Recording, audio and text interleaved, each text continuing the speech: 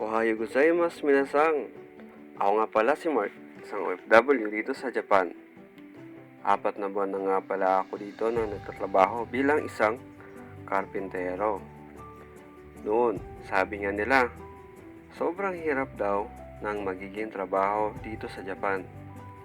Pero alam nyo ba, ang tunay na nagpapabigat ng trabaho dito, yun ay ang pag-iintindi ng Nihongo.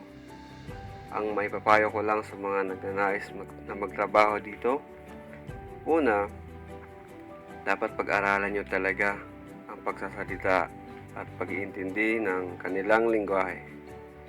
Kahit di ka masyadong magaling, basta at least maintindihan nyo lang sila. Yun kasi ang na-experience ko dito.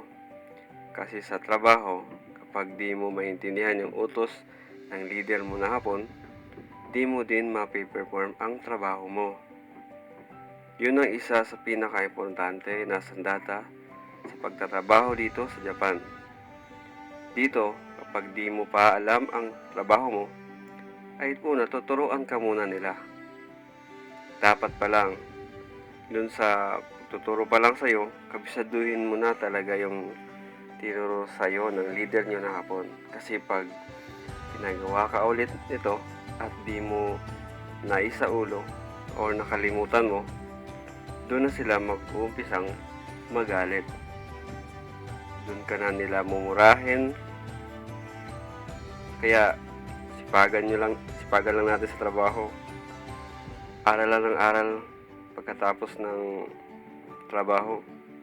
Kaya sabi nga nila, aim for improvement, not for perfection. Kaya sipagan lang natin minasang. Gambate ne. Okay, this.